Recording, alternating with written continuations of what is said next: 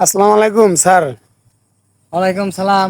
কি ব্যাপার জুয়েল, আজকে প্রাইভেটে গেলাম না কেন? স্যার কি বলবো স্যার, আজকে স্যার ঘুম থেকে উঠতে পারি নাই সকালবেলা। আচ্ছা, কোনো সমস্যা নাই। হ্যাঁ, তাহলে আজকে ক্লাসটা এই জায়গায় নিয়ে এলাই, তোমার সাথে দেখা হয়ে গেল। কোন কি স্যার, এই রাস্তার মধ্যে ক্লাস নিবেন? আচ্ছা স্যার, কি ক্লাস নিবেন দেই করেন। না, গণিত ক্লাসটা নেই, তুমি কেরম পারো? জি বলেন। যুগ অঙ্ক, খুব সহজ অঙ্ক, ঠিক আছে? মনে করো আমি তোমার দুটো কুত্তা দিলাম, হ্যাঁ আবার দুটো কুত্তা দিলাম, হ্যাঁ।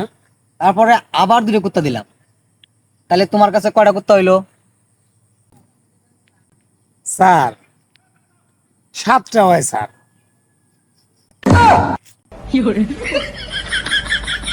হইলো না তো, তোমার আবার বুঝাই। মনে করো তোমার দুটো কুত্তা দিলাম, হ্যাঁ আবার দুটো কুত্তা দিলাম, তারপরে আবার দুটো কুত্তা দিলাম, তাহলে কত হইলো? স্যার, আমার কাছে তো আবার 7টা হইতেছে স্যার।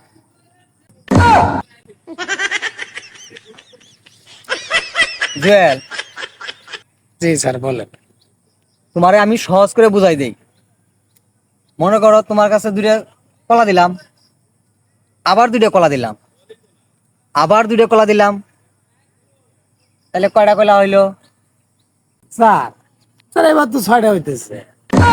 এই তো এবার বুঝছো। আবার তাহলে শুনো, তোমার কাছে দুটো কুত্তা দিলাম, হ্যাঁ আরো দুটো কুত্তা দিলাম, হ্যাঁ।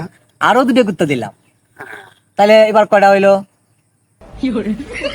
স্যার এবারও তো আমার কাছে 7টা হইতেছে। আচ্ছা, তোর কাছে কলা 6টা হইলে কুত্তা 7টা হয় কেমনে? মানে আমাদের বাড়িতেও একটা কুত্তা আছে, তাহলে এই 6টা, তাহলে 7টা হইলো না স্যার, এই আর কি।